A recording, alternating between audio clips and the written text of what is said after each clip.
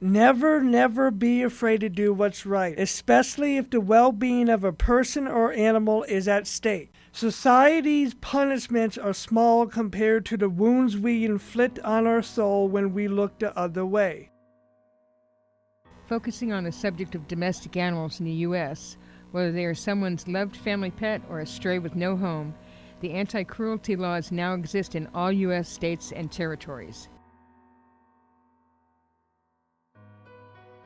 Animal rights are not included in the United States Constitution, falling to states, counties, and cities to form and enforce animal protection. All of the laws treat animals under the title of property, making the protection of their safety and lives less than that of humans. Throughout the 1930s and 40s, the Tacoma Humane Society began rescuing animals, found homes for strays, as well as kept an eye on the treatment of local livestock. In 1954, the National Humane Society was founded. It is now known as the Humane Society of the United States. Today, it has 17 nations in its international affiliate, with 11 million Americans among this country's members and supporters.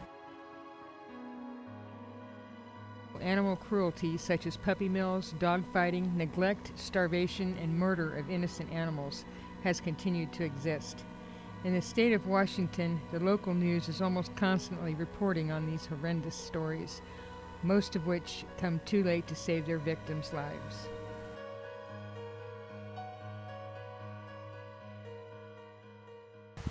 Warning, what you are about to hear and read contains graphic descriptions and disturbing language about the condition of an animal that experienced severe abuse and neglect.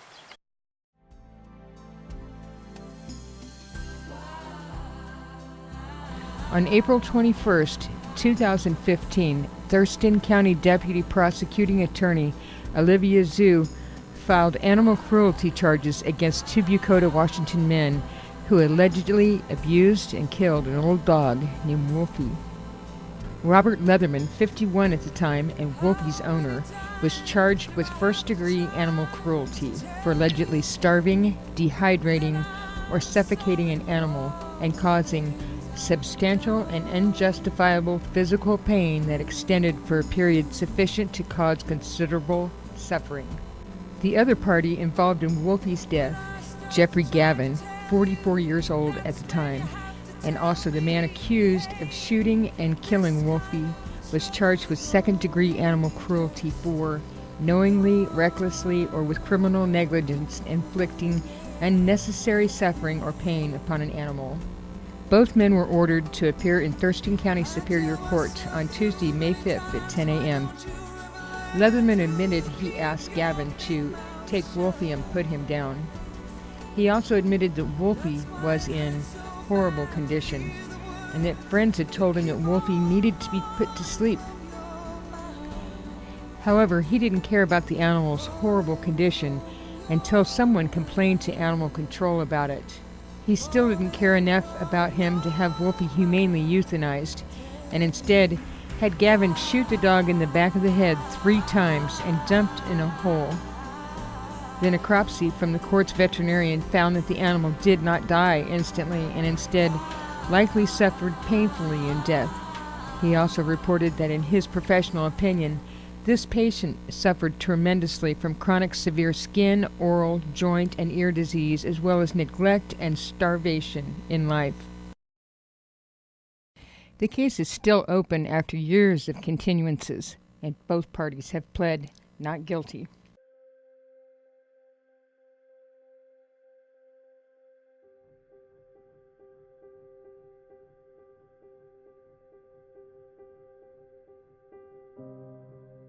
On March 21, 2016, a mountain biker found a 3-year-old brown and white pit bull mix named Diamond hanging from a tree on Department of Natural Resources property near Olympia, Washington's Summit Lake.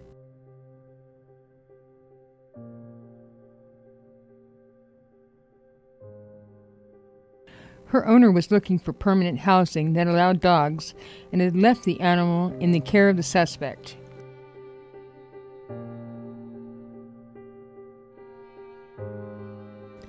Diamond was an emotional support dog for the owner's 8-year-old son.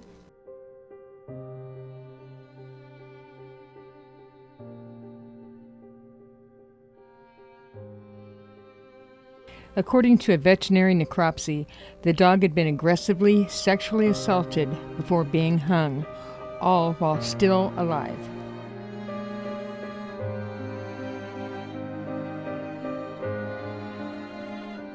Diamond died of asphyxiation.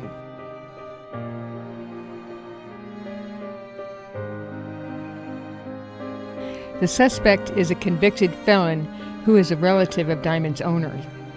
James Leroy Evans, 33, pled not guilty to charges of first-degree animal cruelty, a charge that could put him in prison for well over 5 years, as well as slapping him with a $20,000 fine.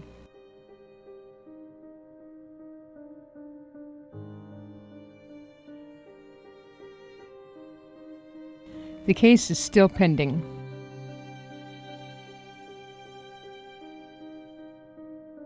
Evans has admitted to killing Diamond because he said, "The dog killed his iguana."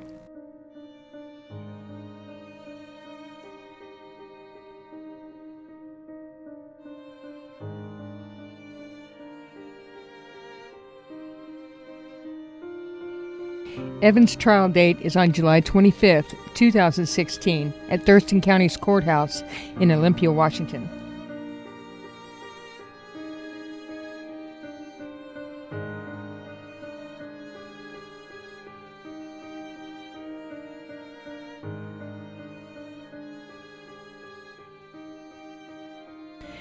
He has pled not guilty to 1 count of aggravated first-degree animal cruelty.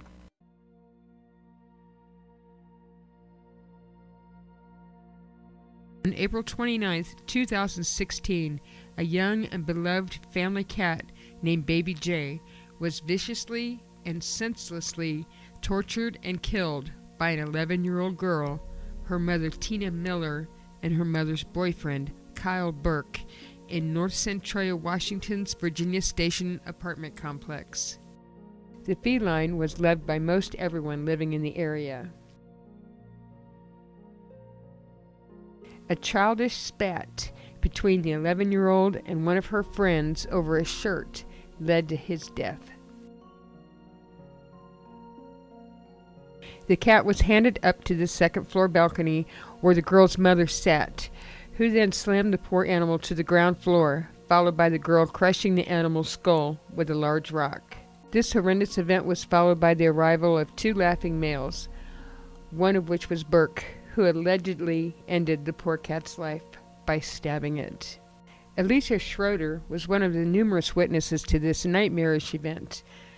Note, however, since most of the witnesses were juveniles, the sight of this occurrence has emotionally traumatized and frightened them possibly forever.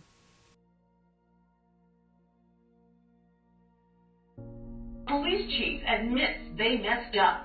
Someone tortured and killed a cat in Centralia, but the police officer investigating the death made a mistake that may prevent anyone from facing charges. South Bureau Chief Drew Mickelson found out why the police chief says the same mistake won't happen again. My 2-year-old named it Baby J. Baby J may have been 2-year-old Mia Starr's cat, but everyone, the Virginia Station Apartments, considered him a neighbor. It's friendly. It was never scared of any dog.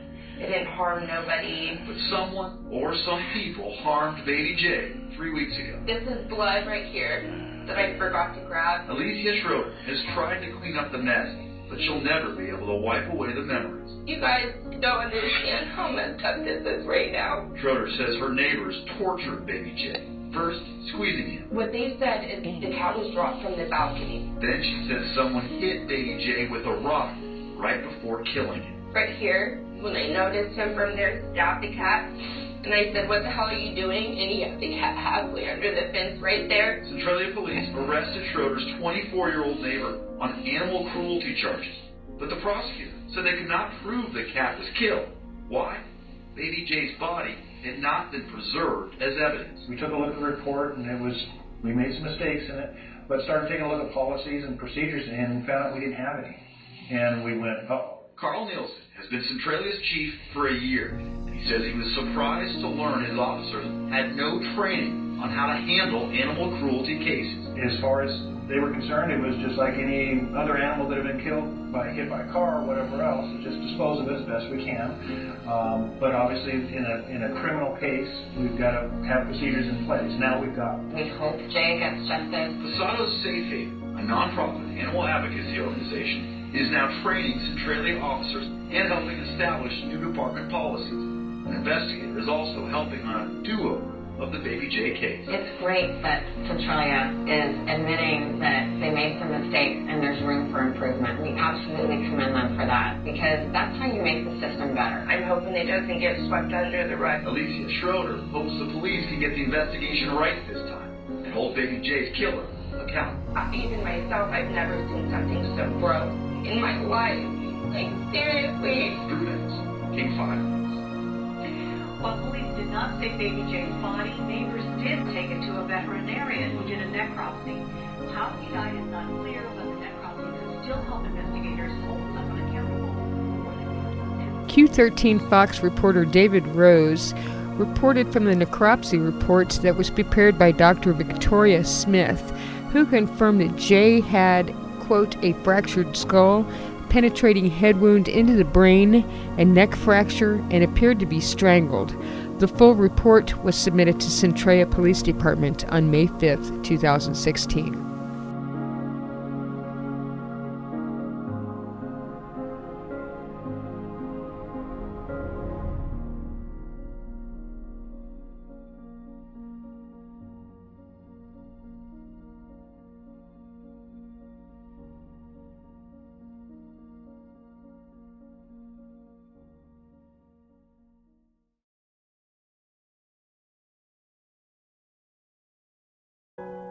On Saturday, May 21, 2016, citizens enraged over the casual handling of evidence as well as the slow pace of gathering of witness statements by the Centralia Police Department formed a rally in front of Centralia, Washington City Hall.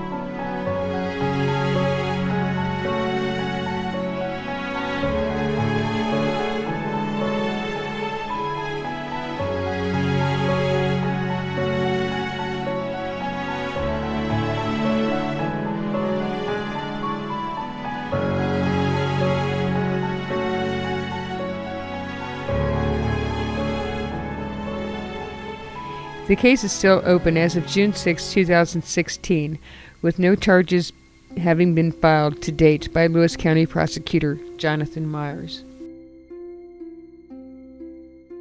If a person witnesses or suspects animal cruelty and or abuse, there are several ways to address the situation. In Lewis County, Washington, call the Sheriff's Department. Their number is 360-748-9286. If possible, cage and take the animal to the local shelter.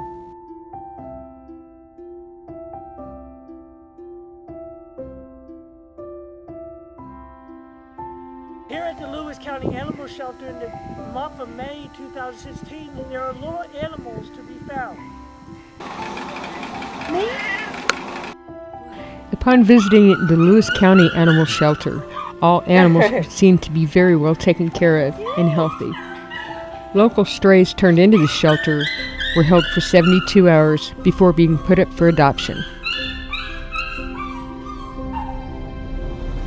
Outside of Lewis County, Washington, call your local ASPCA, and of course, always support and contact your local Humane Society.